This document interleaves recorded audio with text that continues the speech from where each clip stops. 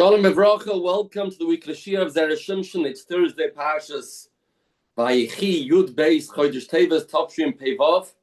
The Siyata Deshmaya, we will learn together a nifla de geshtikel in Zera Shimshon Ois Tezvav in this week's parasha.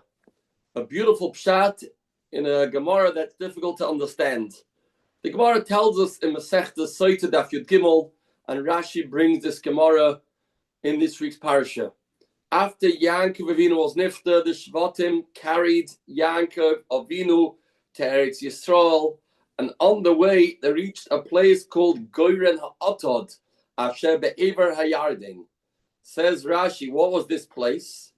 This was a place that when they stopped there on the way from Mitzrayim to Eretz Canaan, Bo Kol Malchi Canaan and Nesiyai Yishmael LaMelchama. The Canaanim and the Arabs came to wage war against the Shivtei Ka, to stop Yankov Avinu from getting buried in Ma'ares HaMachpelah. What made them change their mind? Say Chazal, the Kibben Sherol, once they saw Kisroi Shel Yosef, the crown of Yosef, Tolu Baroino Shel Yankov, Yosef HaTzadik's crown was on the Oroin of Yankov Avinu, Amdu Kulam, the Tolu Boy Kisreihem, all the other kings, as the Gemara says, there was a number of 36 kings, put their crowns on the Oroin, the Hikifu, and the Oroin of Yankov Avinu was surrounded by 36 crowns, Kegoyren Hamukav Sai Shel Kotzim, that's Goyren Ha'atod, like you have a pile of tvur that is surrounded by a gate. This was the look of Yankov Avinu's Aroin, Goyren Ha'atad. Frag the Zera Shimshon, I'd like to understand and analyze this story. The Goyim were coming, they were furious. Why Yankov Avinu was getting buried in Ma'ares Machpelah? They were good friends with Esav Harasha, and they thought that Esav deserves to be buried over there. Therefore they came to stop Shivtei Ka taking Yankov Avinu to Ma'ares Machpelah. What made them change their mind? They saw the crown of Yosef HaTzadik on the Oren of Yankov Avinu. They said, if that's the case, we are backing off.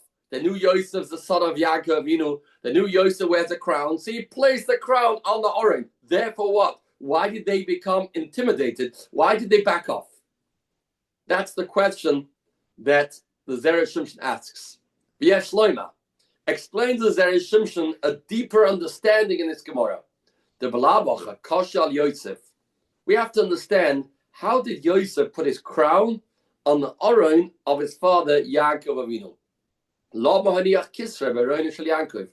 Putting a crown on Yankov's Aron means that you're trying to demonstrate that Yankov's a king. A keser brings out the koach of Malchus. For Hakasiv, the pasuk says, "Ein shilton b'yom hamaves." The pasuk in Kala says, when a person's not here anymore, then he's no longer a king. So, if so, how did Yosef put his crown on Yankov Avinu? So Yankov's a king. He's no longer a king. Ein shilton b'yom hamaves. But Tzarech Loimar, that Yosef was trying to convey a very important message. The Lirmois Yankov Avinu loy meis. The Yisoid that the Gemara tells us in Masechtas Tainis. Yankov is different than everybody else. There's no misa by Yankov Avinu. V'zehu siman mivuk. This was the proof. Shedafka hu roy lekava b'Ma'ares Machpelah loy Esav.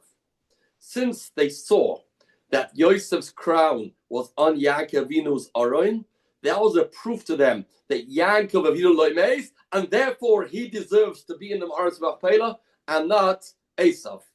The Kivon Sh'ois Malachim Ro'ezeh, they saw this. Havinu be'atzman adav azeh sheYankov adayin chai v'nis yaru. They became afraid. Shem hachi ne'apchodaitam ma'shlai v'tchila she'sivurim shmeis Yankov. This is the outline of the pshat, and now it's going to explain this a little better and deeper. We should understand, why is it that Yankov Avinu loy meis is a raya, is a proof that he deserves to be in the Ma'aras Machpelah, not Esav. V'atam hu. More the Gavshat. Shlei HaShloisha Avos, the three Avos, Avraham, Yitzchak, Yaakov, Tiknu HaPagam, Sha'asa Adam Rishon, with his Avera. Adam Rishon eats from the Eitz Hadas, and the Avos came to be Mesakim, that Avera. As Yedua, in the Zohar Kodesh, and in many Sfarim, the Avos with their Nisyonos, they were trying to fix the Chet of Adam Rishon. There's Makoros that's right when it says by the Akedah that he put Yitzchak Mimal Eitzim. Mimal Eitzim means above the Eitz Hadas. That was the Tachlis. Says the Zera Shimshon a little deeper. Why do you have to have three Avos to be Masakin Avera? Because in this Avera of eating from the Eitz Hadas, lay Avodah Zarah, Gileroy, Shvichas Damim. The three most serious Averas were all incorporated within the Achil of Eitz Hadas, which now is not the place to elaborate how they correspond, those three Averas, but the three Averas correspond the Chet of Eitz Hadas, and the three Avos, each in their way, were masakin a third of the Chet. Ushvachot shel Avos, the main of the Avos, the Bechirish of Avos, the chosen of the Avos, who Yaakov. That's Yaakov Avinu, as the Zohar Kodesh says. Adam Rishon hevi ilana de moisel alma. Adam Rishon, as a result of the Chet Eitz Hadas, brought Misa to this world. B'yoim achalcha mimenu mois tamus. V'Yaakov tafas bilana de chaya. Yaakov brought a koich of life. Yaakov Avinu loy meis. Umishum hachi isa b'Zohar. That's why the Zohar says the man the chazi Yaakov b'chelma, a person that merits to see Yaakov in his dream, chayin mitoisvele. He is zeicha to a concept called life. Yaakov Avinu represents the idea of chayin. Yaakov Avinu loy meis. Adam Kadma brings in Misa. Yaakov brings in chayin, and there's no Misa in the world of Yaakov Avinu. Umayata, therefore, since it was the Avos that they came to rectify the Chet of Adam Rishon, min haroi hu, therefore it's befitting sheyiu nikborim esle b'mara. Therefore it makes sense that they should be buried next to him in the Mara. Loichen Esav has no place to be near Adam Rishon. She'adrabe kilkel v'leitikein klum. Esav Harasha only lives in the world of Chet. So why should he put Esav near Adam Rishon? We want to put near Adam Rishon people that live their lives in the world of tikkun, of the Avera of Adam Rishon, not people that lived in the world of sin. The ikar shvach shel Yaakov Avinu, and the main shvach of Yaakov Avinu, hainu lefisha hoisa mitasei shlema. All his children went in the way of Hashem. Shlahoi b'shem doifi ba'avois, unlike Avram and Yitzchak, that they both had a son that wasn't going on the right path. It wasn't mitasem shlema. Only Yaakov Avinu had mitasem shlema. Umeshem hachi amri beperikama the Tainis. The Gemara says in Tainis, by Yaakov Avinu loy meis, because mazaroi b'chayim avhu b'chayim. Like his children are alive, he's alive. V'oid, the future who gamar atikun, he finished the tikkun of Adam Rishon. Ma'ashenkin Avram Yitzchak shaloi gamru hatikun el avodah zara shvichas damim v'adai nisha gilaroyes. And if I may, I would add, the koyach of the chet of Eitz Hadas is the koyach of not being consistent. Shemishmuel is marich. Eitz Hadas toivara means when it's wishy-washy. There's a lot hacherev hamishapeches, which means it revolves. Ein toga malach, ein toga galach. Eitz Hadas means I'm not sure with myself. I'm not consistent. I'm not always doing the Ratzon of the Eibishter. Toivara, mixture. Sometimes I wake up on the right side, then I behave. Sometimes I wake up on the left side, and then it's not so good. That's the world of Eitz Hadas Toivara. The Eitz HaChaim was v'achal v'chai la'olam. It was forever. It was eternal. It was consistent. Yaakov Avinu was the beginning of the Eitz HaChaim. Yaakov Avinu is midas emes. Titein emes leYankov. In the midas emes, it's unshakable. It's always. It's forever. It's consistent.